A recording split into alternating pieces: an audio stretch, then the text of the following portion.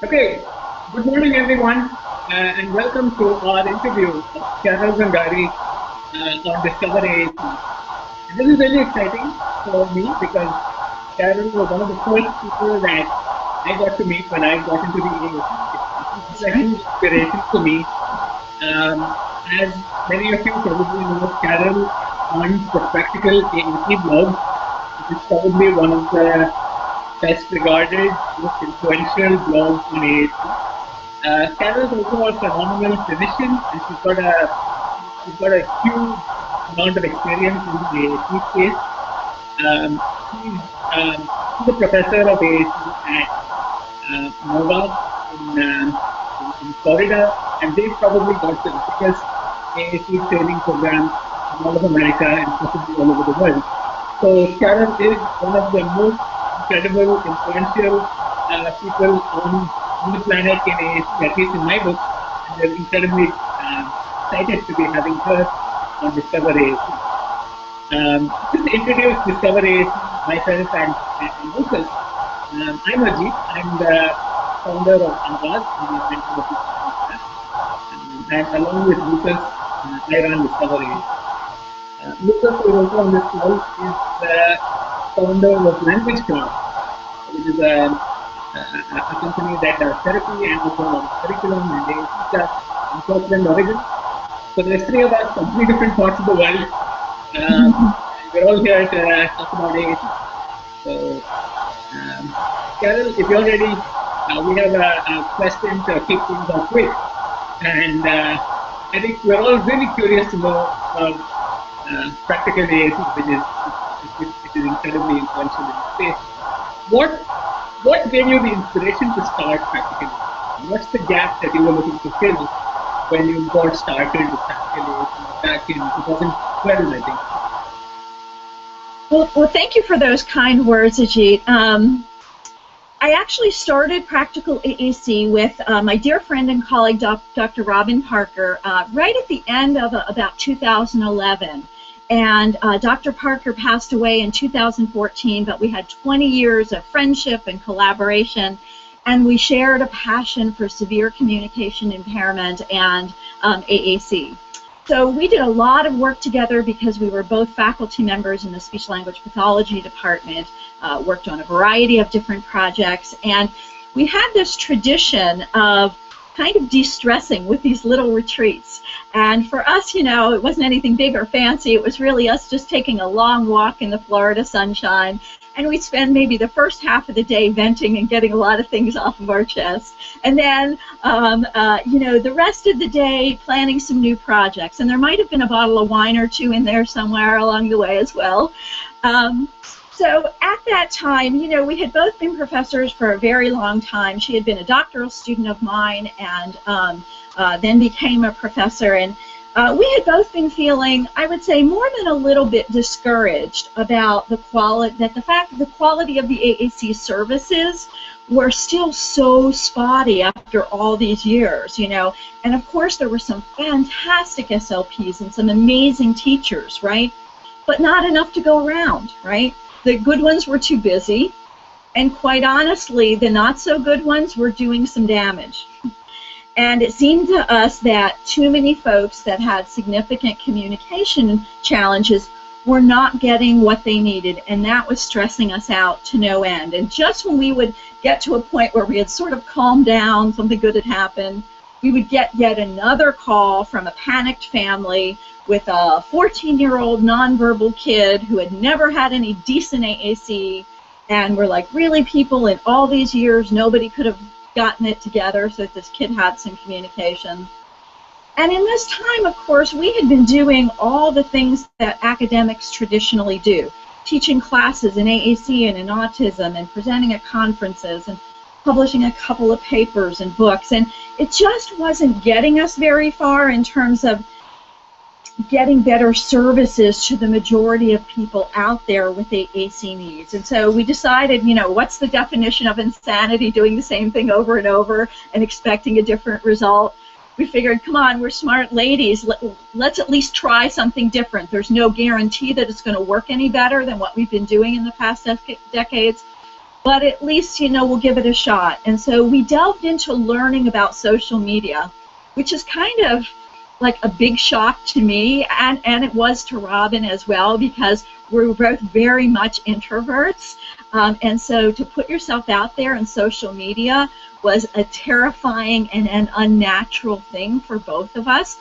We both are people that would much rather be behind the scenes than at the forefront.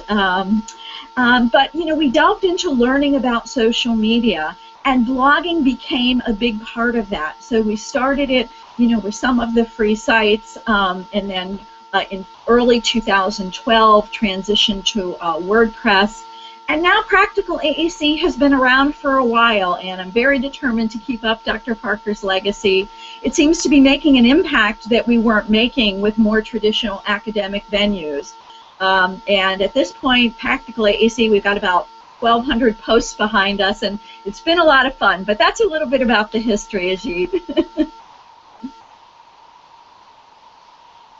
That's great. You know, I think that, you know, we're very much in agreement about the relative, I guess, poverty of resources you know, in our field. So practically, it's one of the fantastic resources in the world. Well, thank you. Which kind of leads into the next question too about you know, the comments you made about AAC being sort of a team game, which I know is one of our big priorities too. Is sort of wraparound support for families, everyone else involved in the child's life. So I guess my question is, how do you present that to the parents? You know, how do you get the idea of a sort of disciplinary, you know, at-home support needed? Well, I mean, I think, you know, the fact is that AAC has to be a team game, and for me, that's a natural fit because my background before I became an SLP was as a direct service provider. And I think when your first jobs in the field of disability are ones that bring you very close to individuals with these kinds of needs, you know, because I was a nurse's aide and a teacher's aide, and I worked at disability camps, and I worked at big residential institutions and in group homes in the community.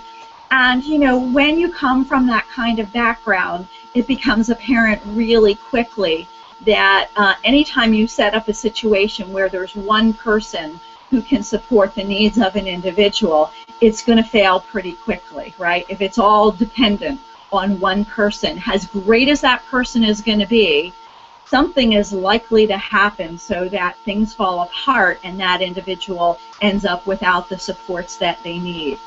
And so really these days, the families that tend to cross my path, right, at this stage in my career, are ones that already know that they want to proceed down an AAC journey, or they've stopped and started a number of different times. So it's not so much that I'm pitching AAC to families who aren't sure if they want to go there or not. It's just a function, I think, of where I am in my career. They've come across my path because somebody's recommended that to them already. So I'm not usually now the first person to introduce them to it, which, you know, it's, you know, I love both kinds of conversations, but they are really different, Lucas. So so I'm not pitching the need for AAC to them. They're already there, but rather helping to help them get a sense of what the journey might look like for their son or daughter. And what I found is that working with families requires a very different approach, an approach really different than the ones that I use with graduate student clinicians, right? So I've been working with student SLPs who are learning to implement AAC strategies and tools since the late 1980s, both clinically and in graduate courses. And kind of the structure, the didactic approach that they need is pretty ingrained in me, right? Because I teach 6 AAC classes a year. I do clinical supervision in AAC 42 weeks out of the year. So my mind tends to be focused on the things that work well for beginning clinicians, right? That structure, building depth as well as breadth in content. And that's where my head goes automatically. But families require a really different approach. And I've really had to learn from that. Those experiences, I'm fortunate to have worked with some amazing families. Because overall, the grad students, seem to do best when we teach from like a general big picture approach, right, to AAC learning. And gradually, as we build their knowledge base, help them learn to apply those general overarching principles to specific situations so that they can then be prepared to serve a wide range of clients who have, severe communication impairment. So families don't need or want that broad approach, right? They are intensely focused on their situation. And that's as it should be, right? That's their job, right? So our approach has to be almost the opposite, right? And it took me a long time to get the hang of this, right? So we partner with them to address the issues that are specific to their son or daughter or their husband or wife or their parent, right, if it's an aging parent with dementia or aphasia or Parkinson's. And over time, we help them as they're building their skills and as they're building their knowledge base for their loved one. We also help them see how the specifics of what we're doing therapeutically are built on some general guidelines and some general principles. And if we can help them kind of see those patterns, that allows them to then be better prepared to cope with change, right? Because the child is going to grow and develop, right? Or move to a different service provider, right? I'm just a blip in their life, right? But they're in it for the long haul. They're going to go to a new school. And so the specifics are all they want to focus on in the beginning, and that's fine, and that's great, and that's where we put our energies. But eventually, I think it's also important to help them see the key ingredients. What's the operating ingredient? What's the active ingredient in this little package here? Whether it's the strategies or the tools, help them discover those patterns and the principles in what they've been doing, so that they can recognize and use those as things, as a force for change as things, move forward. I would say, Lucas, beyond that, I've learned so much from families, I don't even know where to start. But one of the big things has been really starting with what their priorities are, right? So I'm used to, as a professor or as a clinical educator, I know what my priorities are, right? I know 1, 2, 3, I've got to get this student clinician knowing and understanding and being able to do these things. And I still kind of have that in the back of my mind with families. But my first job, I find, before I earn the privilege of being able to share my wish list, is to discover what's important to them. And usually they can't tell me, not in a straightforward way. It's more of an ongoing dialogue that is built around an emerging relationship that we're building.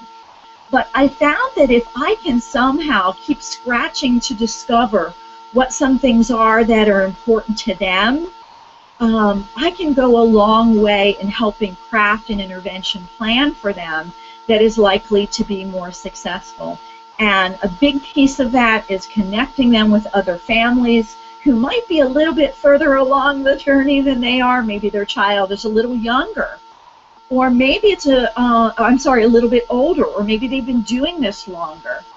And also, I think, really being willing to partner with them and be vulnerable as a service provider, be willing to learn from them, not just be someone who feels like, oh, it's a good thing that this person came to me, the expert, but just really be on a side-by-side journey where we can learn from one another.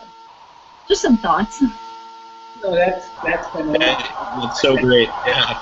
I love your use of the word discovery too. I mean, I think that's fantastic. That's one thing I often think about is making sure I bring the evidence, right, and bringing the the strategies and everything else to the family, but not bringing my own agenda, right? It's about their needs and their wants and their goals. Sorry, I interrupted you, Ajit. I was just completely agreeing with Karen's perspective that we can learn so much from parents. I remember in my own journey, getting along out, a lot of insight maybe came from parents. Exactly. We can learn about all of these things in theory. In practice, there is just so much variation from family to family, from culture to culture. that it blows your mind sometimes just to see how parents think about things. And I think that's what my next question to you is going to look at. Do you have a favorite anecdote or favorite examples of creative ways in which AAC has been used, generalized outside speech therapy in homes by families or in classrooms by creative teachers? That's such a great question, Ajit. I guess my favorite examples are those parents and teachers who've made AAC ubiquitous, right, in their lives and in their classrooms. And I think back 15 or 20 years ago, I know I'm dating myself here, but when I saw first saw some of the communication boards that Pam Harris made for her son Josh. She made them on kickboards, for when he was on the pool, right? In Florida, we spend a lot of time in the water, but this is when I was at Purdue in Indiana, and was in Illinois. Making communication boards and putting them on a kickboard, 20 years ago it must have been. And she made them on pillowcases for when he was in bed. And how generous she was in sharing those ideas and letting us share those images to inspire our graduate students and others. So there have been a lot of neat little sort of crafty and creative things, but really the ones that have most inspired me have been the people who have just made it present, right, throughout their waking hours. Absolutely. I think I've seen examples of AAC with fridge magnet, on a refrigerator, and I think I love the idea of just making it available everywhere, and not just high-tech aid. I mean, Exactly. That will work even when there's no batteries, there's no electricity, and all of that stuff. When you're out in the pool, I think that was a great example as well. Making AAC ubiquitous, I think that's a fantastic takeaway.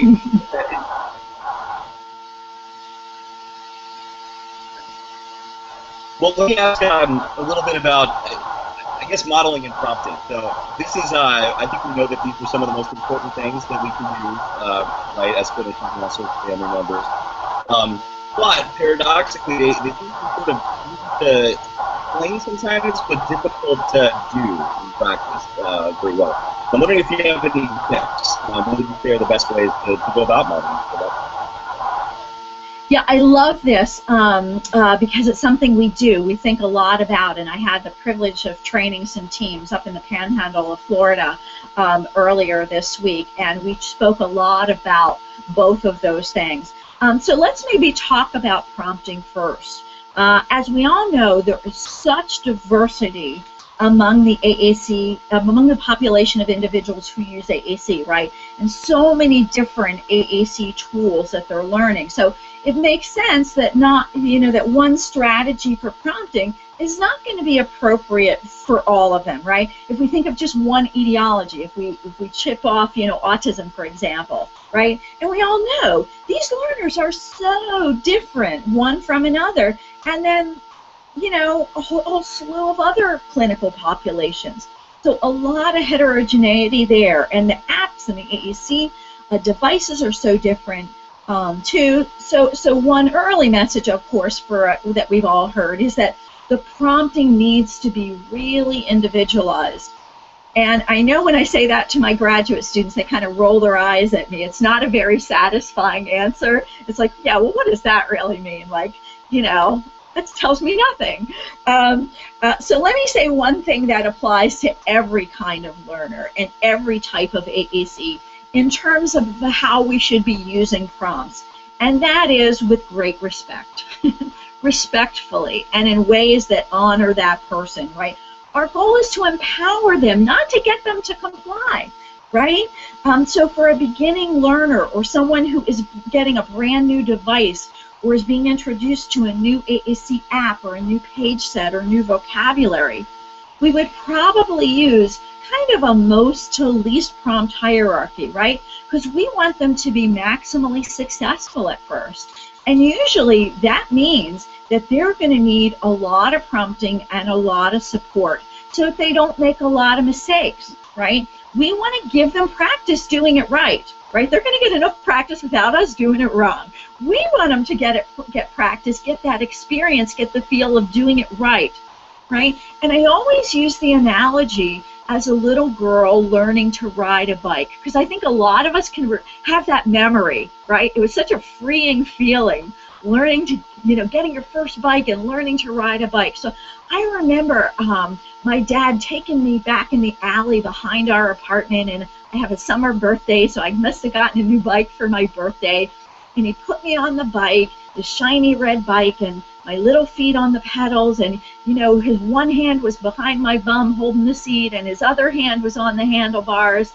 And as he moved the bike forward, right, my feet, because they were on the pedals, my legs, made that reciprocal motion, and my brain says, oh, that's what pedaling feels like? That's what this is supposed to be, right? So it helped me form that connection of what other people were doing to make this bike riding thing happen. And now I didn't have all the pieces in place, right? So he'd let go for a few seconds, and I didn't have the balance, so I'd wobble, right? And he'd quickly grab onto it as I got my balance. Excuse me. And I didn't really know that I had to power myself. He was moving along and running with me.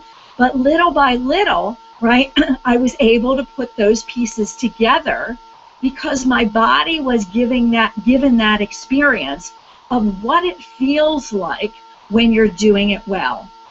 So with the beginning communicator, my intent is to help them get it right, right? And that usually means a lot of physical guidance. But they may come to me as an interventionist with a body that doesn't tolerate a lot of touch all that well, right? It doesn't feel comfortable to them, right? Or they may come to me with an intervention history that caused them to be resistant to being assisted in that way, right? I get a lot of individuals on my caseload. I love working with adolescents and the slightly older guys, right? And a lot of times they've experienced so much failure, right, in their lives that, they're not so keen on us getting in their face and helping them through things because they're like, okay, here's one more thing I'm not doing quite right, and I just got to tolerate this lady like the scores of others who have come before her, doing things to me. So I really have to rethink my approach and adjust, because if I use a lot of physical, guidance with those kinds of folks, I'm probably going to make things worse, not better. I'm probably not going to achieve my goal. I've got to adjust and look for other ways to guide them, right? So as I do that, and they're they're acquiring some skills, but maybe, I don't know, later on, maybe they've got some emerging skills, but they're not using them on a consistent basis, right? So at that point, I got to rethink my prompting strategy entirely, and there's where I might flip it. So you know what to do, you've got the feel of it, and now I really want to focus on you getting independent or more independent, right? I still want you to be successful, so I don't want to yank all the supports that allowed you to be successful, but I sure don't want to create an experience where you're stuck with me all the time or somebody else all the time in order to be able to do this. So now I might switch my prompt hierarchy to that least to most prompt hierarchy. So those are the kinds of things I'm thinking about with prompting. But you also asked, Lucas, about modeling. And that can be a kind of confusing term, right? Because we use modeling for two distinct things, right? So you asked about it in the context of prompting, right? And it's true that modeling is one option for prompting to guide a learner toward a correct or a desirable response. But I think the more important use of modeling, right, in this conversation is not modeling for prompting. It's about using AAC to create an appropriate language learning environment, right? It's about us speaking AAC to them because AAC is the language that they're trying to learn, right? And so as we all know, especially Ajit, who has a beautiful little one at home, right? We speak to typically developing children for a year or so before we expect them to produce the words. And these are kids with no problems whatsoever, right? But for AAC learners, they never have that opportunity, right? When we introduce AAC, they have 0 months of opportunity of observing competent AAC models. And if the kids don't make significant progress with their AAC within, I don't know, the first year, we question their abilities. We doubt their learning abilities, right? We want to change directions. We want to change horses in the middle of that stream without acknowledging that we probably put them in a completely unfair situation, right? We're asking them to learn this language of AAC, this language of pictures, this language of technology that hardly anyone in their lives really speak. And look, the reality is, if you ask me to learn a foreign language, Ajit lives in a country where there are many, many, many languages and many, many, many more dialects. If he tried to teach me one of those and I was not around people who spoke in that language, look, the reality is I wouldn't be able to do it, and I have no conditions that interfere with my language learning ability, but I just couldn't do it. And that's pretty much the situation that's confronting most AAC learners today. And I think we're getting better at this, but we've got a long way to go, right? And unfortunately, I think our educational systems and the medical systems that fund the services we provide do not give us any support for us as professionals or parents developing the skills that we need to be competent speakers of AAC. And that is a prerequisite, I believe, to be a competent interventionist or a competent instructor of AAC. So we're in a really tough place because Medicaid and Medicare and the school system doesn't have a lot of tolerance for me getting up to speed with a particular app, right, or a particular vocabulary set, or a particular SGD. And in the meantime, I need to be speaking in that 24/7. So I think we know that we need to get better at this. We're all still struggling with the same thing. I think the takeaway for all of us is we have to manage our expectations. Let's stop yanking things from kids. Let's stop changing horses in the middle of the stream. If we haven't evaluated the situation and come to the conclusion that they in fact have had a fair language learning platform upon which this AAC instruction can be built. If we look at that situation and say, look, they haven't had 6 months, a year of competent models of observing AAC being spoken before that AAC instruction is happening, I think we're really on shaky ground assigning the responsibility for the lack of learning on the part of the student. I think we have to be very, very careful there. Right.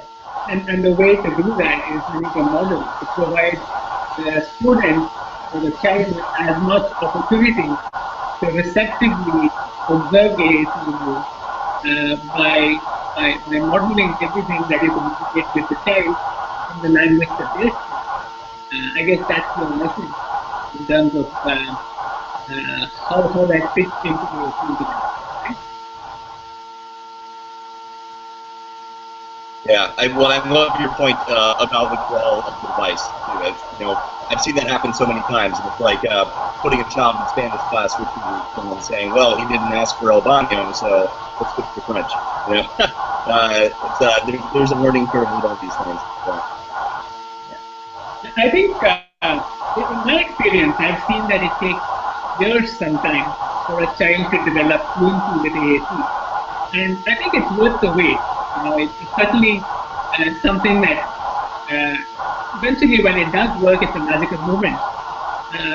But I want to rewind, Carole. I want to rewind to the point where AAC is first introduced to a child.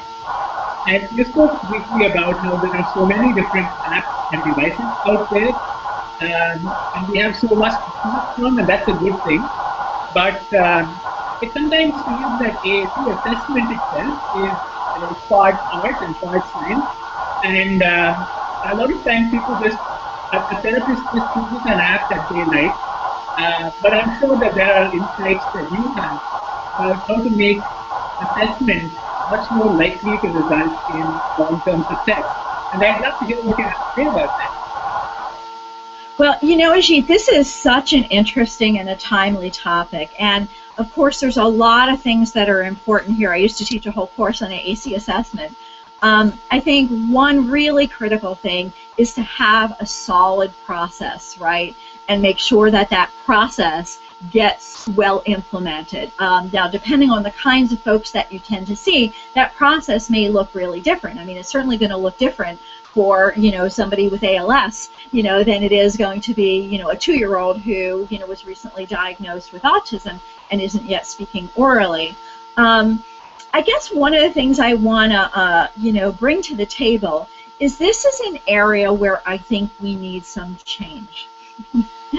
The model that we have been teaching to new professionals for the past couple of decades, the feature match model of AAC assessment, the reality is, you know, I'm a practical person. You know, that comes from being a nurse's aide and being a teacher's aide and being in a residential facility where I changed 120 adult diapers in a shift. You know, you have to think of the practicalities and the realities of things. You know, the reality is it's not being implemented in the vast majority of settings where people with severe communication needs get their services, right? It is happening in some. There are some amazing hospital programs, right, and clinical programs, and a couple of schools that are implementing that model, right? But as somebody who has been a long-time clinical educator and has trained literally hundreds of speech-language pathologists who are out in the field today, I can tell you that it is very unlikely that they are able to implement what we teach them to do in graduate school. And here's another situation where we have to review the definition of insanity, right? Should we keep teaching them the same thing, right? So for the most part, it's not being implemented. And I think it's important for us to reflect on this and try to understand why is that, right? And what are some of the next steps? I feel very strongly that we shouldn't continue to teach our new professionals to do AAC assessments in a certain way and then go see them, you know, then see them go off into practice settings where that approach is not sustainable. It's not feasible, right? So one thing that I'm really excited about is a short course on this very topic that I'm involved with that's coming up at the ASHA convention in Denver this November. So we've put a panel together made up of academics and scholars and practitioners in schools and private practice, all speaking on this. And our goal is to open up a dialogue in the field, right, about how we're really doing these assessments, right? But what improvements we can make to strengthen our assessment practices. And we have people from California and Texas and Michigan and Georgia. And we're going to be exploring some of these issues, hopefully sharing some ideas to strengthen the assessment practices for all of us, right? Because we don't want to just have this be a rant session, of course.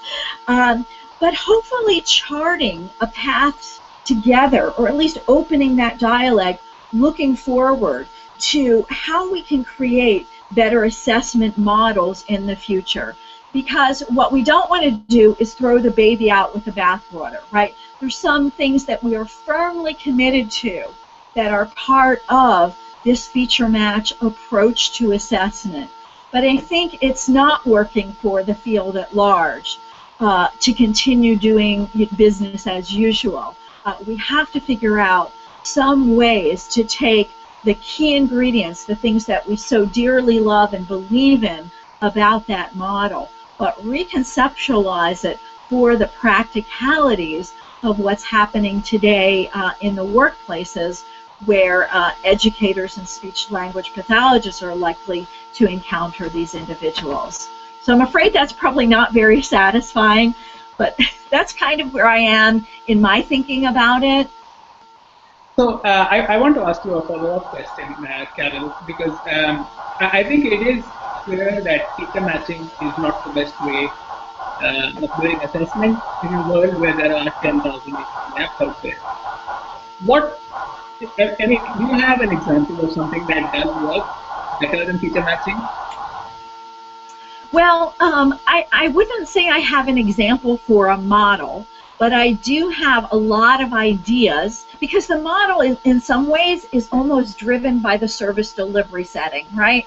So if somebody is going to a center-based program, right, for a comprehensive AAC assessment, that's, I believe, should be a different model, a different set of protocols, a different structure, because we probably have a different purpose or objective in mind for that kind of assessment than the type of assessment that most of my former students are doing. So most of my former students are in clinical settings or in schools, right?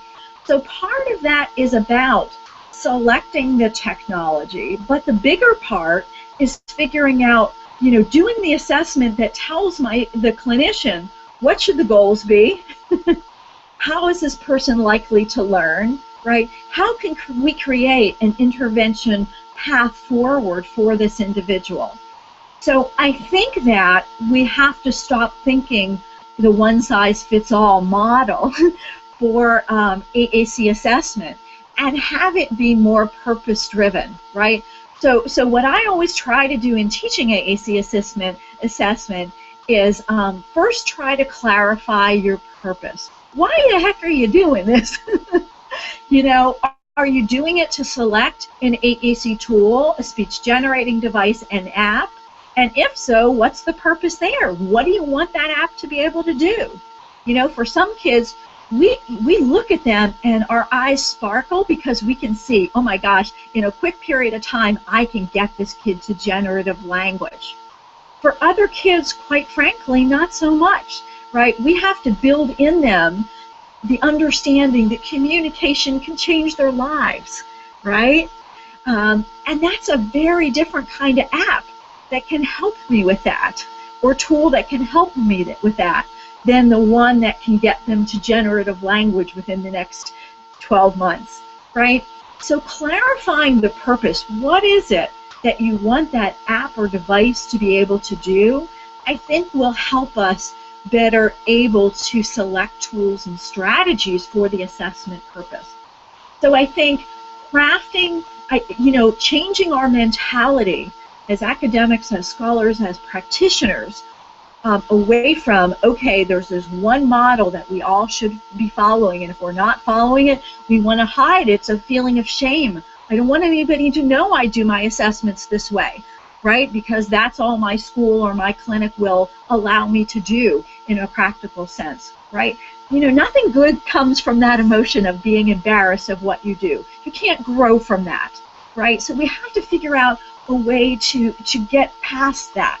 And I think part of it is us looking realistically at what will work, what is necessary for assessments that have this purpose, that are being done in this kind of service delivery setting. And I think the other thing that will do, Ajit, is, I don't know how to say this in a diplomatic way, so let me just say it the only way I know how. Often with AAC assessments, people who are involved in doing them are not necessarily working together well, right? So it may be that I'm serving this kid in the school and things aren't going as well as the family was hoping they would, and so they take them to a center-based program for an assessment, right? And there isn't necessarily this good collaboration between the AAC assessment in the school or in my clinic, because I'm in a university clinic, right, or the center-based program. And I think if we had a better set of options for AAC assessment models, we would be happier in saying, look, I'll do this, you do this, we'll come together, we'll put that stuff, you know, together in a package, we'll figure out how that fits and bring that back to the family, right, and do some discovery and decision making together. We don't have a model that allows us to do that, and I think we all, practitioners, families, and kids alike, really suffer, and I do mean suffer, because it causes all of us a lot of angst. Look, you know, when we're not doing our job well as speech-language pathologists, you know, it really gets to us. You know, we went into this profession because it's a calling, because it's a mission, and so when things aren't working, you know, we're the kind of people that keeps us up at night, right? That is not something that feels good, and so I think a big piece of this is in a way not our fault, right? We have to go back and redraw the blueprints for some of this, because I think we put practitioners into a no-win situation, and we need to figure that out. Those of us in academia, those of us who have, you know, a little bit more freedom in how we do things, we've got to go back to the drawing board and take another look at these things and do it together. So when you're starting this process, I'm sure I keep going down the assessment road here. I know that's such a big topic, like you said. You know, what are some of the critical, I guess, baseline pieces of data or observables that inform your decision at the very beginning? Sure, Lucas. So for me, a lot of it is about observation, right? And getting a good snapshot of how that individual is communicating now. So for example, in our clinic, when we do AAC evals, we try as much as possible to do them at least in 2 visits, right? Where one is in the community, where we get to go to their school, which is harder and harder, by the way, or at home, or wherever they live, work, and play. And that is such a powerful thing, because it gives me the opportunity to see what typical communication, more or less, I mean, nobody's communicating in a typical way when a bunch of, you know, when a professor and a bunch of grad students are there observing, but it's certainly more typical than what I would see when they come to the clinic. So I get to see how they're communicating in their environments. I get to see how their typical interaction partners are communicating with them. I get to see the lay of the land of the physical environment. What are the little things that are going on there that we can exploit and build on as we, you know, craft a path forward for them? And what are some of the constraints, you know, that they face? So I think a big part for me is observational assessment. And one thing, Lucas, that I'm really big on is observing with a purpose in mind. So a lot of times, you know, people will say, okay, I'm going to go into the classroom. That's great. There's no place I'd rather be. But what's your goal? What are you looking for, right? Don't tell me that I'm just going to go in and see how he's communicating, because all that will do is give you very general awareness level, amorphous bits of information. And what we need is data, right? So I need to take that as an opportunity to collect very specific kinds of data. So it depends on the level of communicator and how they're communicating now, right? But for a beginning communicator, and that's mostly what, you know, these conversations are about, I'm looking for a couple of key things. I'm looking at what their communication modalities are, how they're communicating. So if I'm observing him for 20 minutes in circle time, how many interactions, how many utterances, so to speak, are with body movement or challenging behavior or vocalization or using a picture or using natural speech or a sign approximation. So I want to do a frequency count, right, of those things to capture. Here's how he's communicating now, because that's very important for me in deciding what his AAC tools are. If he's not using anything symbolic, right, nothing to represent concepts, right, no word approximations, no sign approximations, no representational gestures or pictures, right?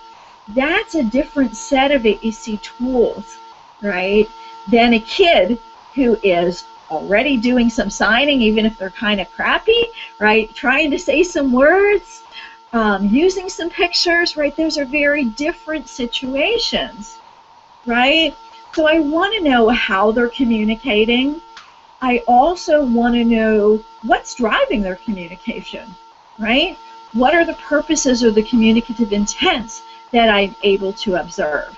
And so the ones that people think most about are requesting. And I love Howard Shane's term, goods and services, you know. So often when we start AAC, we're thinking about, let's give them ways to get stuff, to get things happening. And that has a wonderful place. It's an insanely powerful thing.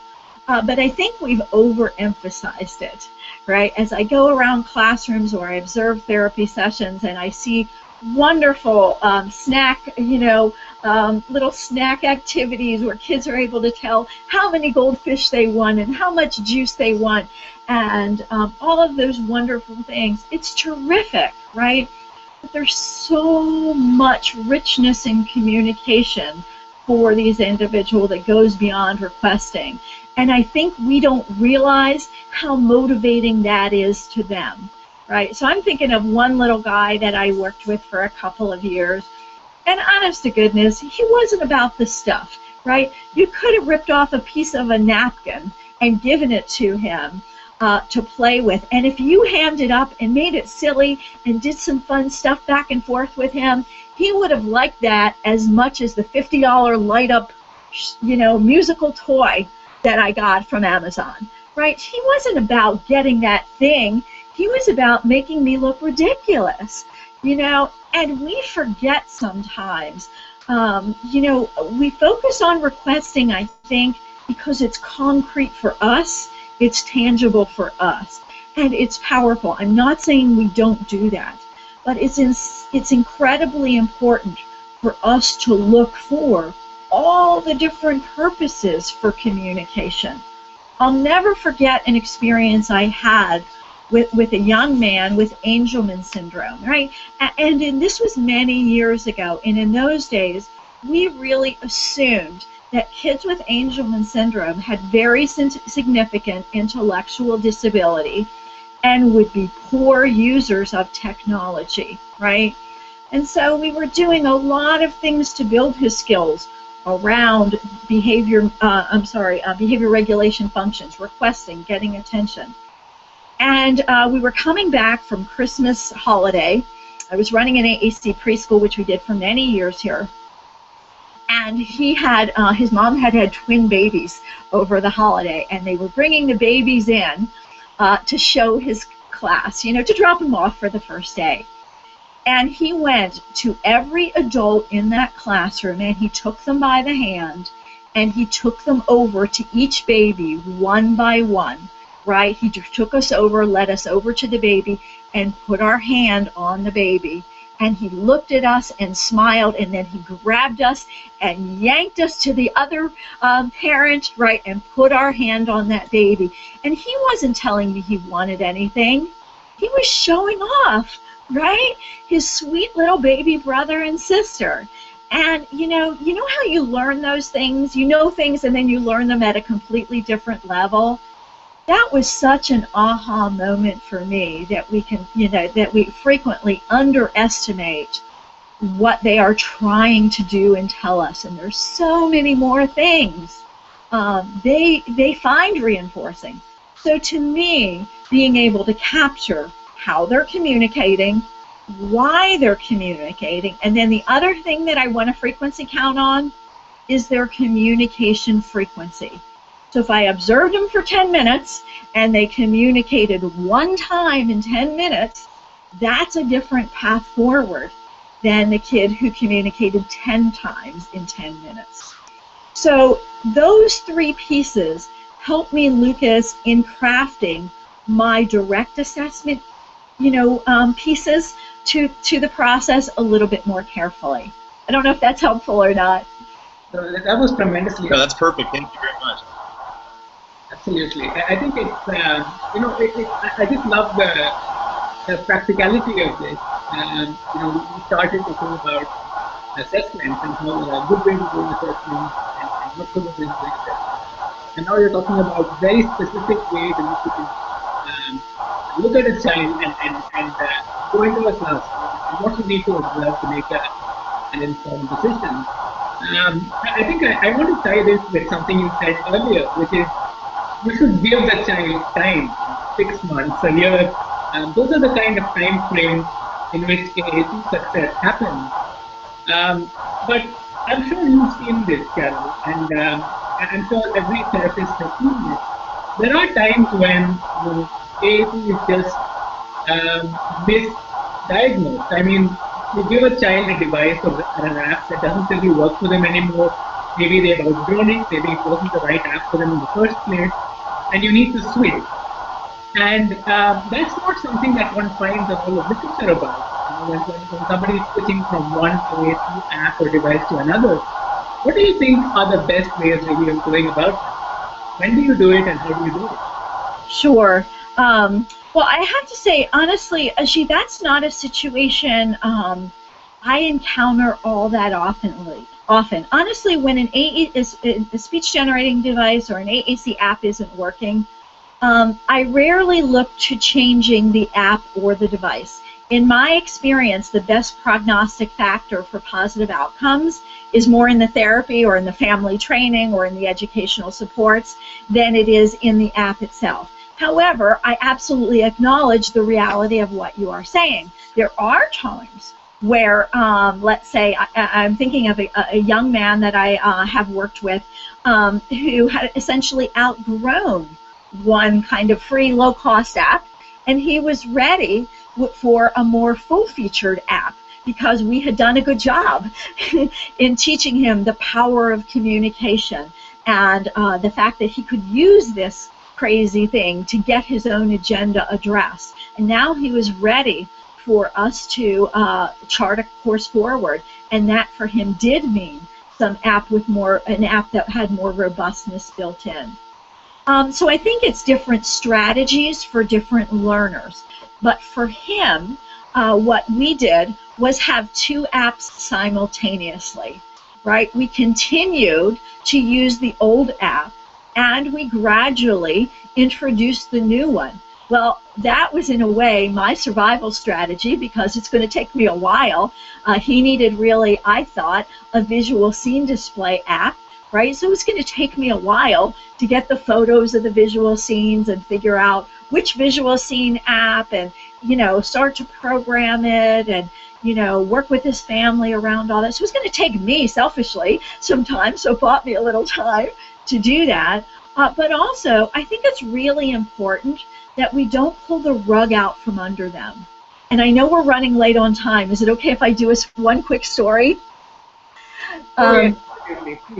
So as an undergraduate student at the University of Pittsburgh, one of the jobs that I had was as a group home worker. And I'm old, and so this really dates me. But at that time, I grew up and was going to college in Pennsylvania. And this was at a time where deinstitutionalization was happening. And people were leaving large residential institutions and coming into group homes, and in my case, apartments. And so I had the privilege of being a group home person for three amazing gentlemen in their 40s and 50s with significant cognitive impairment. And they had spent most of their lives, almost in their entire lives, in these residential facilities. And they were folks, with intellectual disability. And they spoke for the most part, but not well. Some of them didn't speak. But they all signed, right? And that worked beautifully in the residential institution with 1,000 residents, because I worked in those institutions too. And all of the direct care staff signed, the teachers signed, the SLP signed, the cafeteria people signed, the janitor signed, we all signed, right? But now they're living in the community.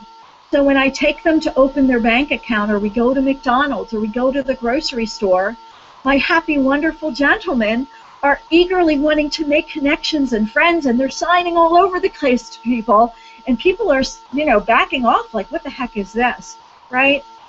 So we've put them in an environment where signing, which has worked for them for literally decades, no longer is a feasible communication approach, right?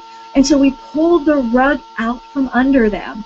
And what that taught me as a 19-year-old was that's probably not a great idea unless, you know, you want to have tantrums in the middle of the subway, right? Or in a crowded McDonald's. You can't do that to people, right?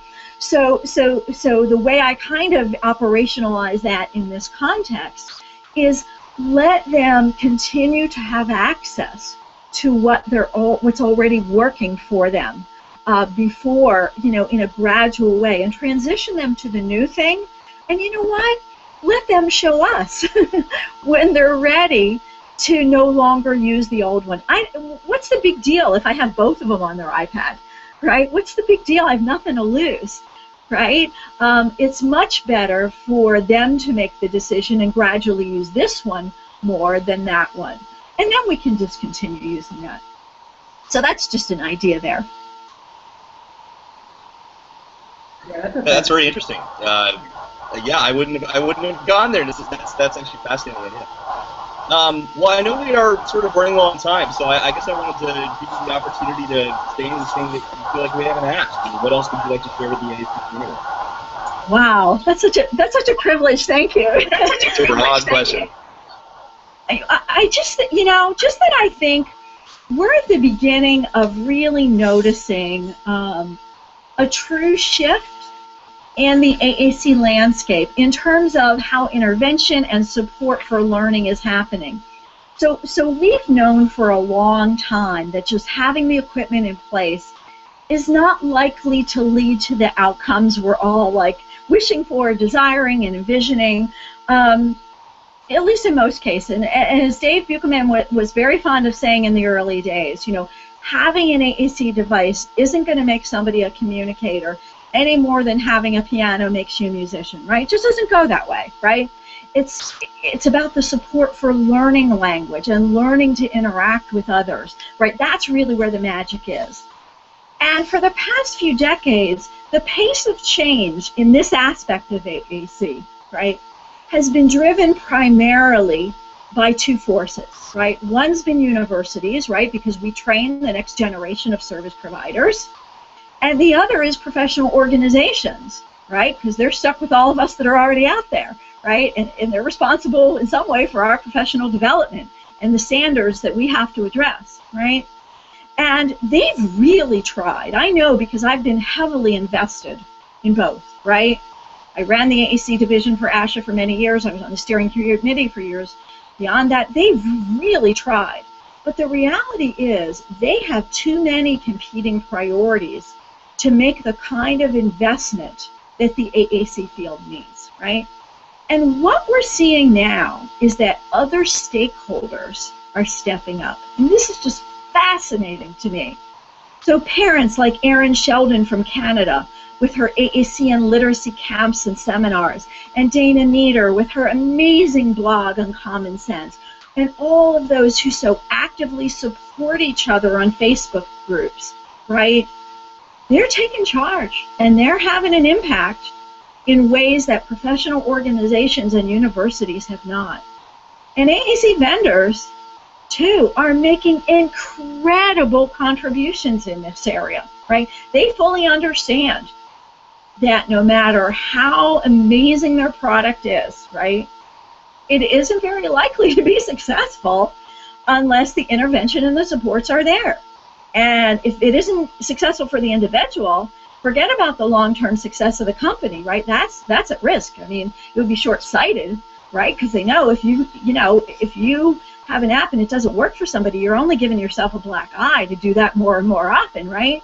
So they've really stepped up, you know, with toolkits and intervention videos and therapy materials and webinars and lesson plans and blog posts and user groups and websites like exactly what you're doing with Discover AAC.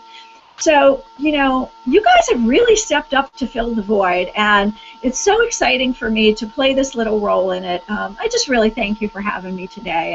It's just a fun time to be doing this. Thank you so much, Carole.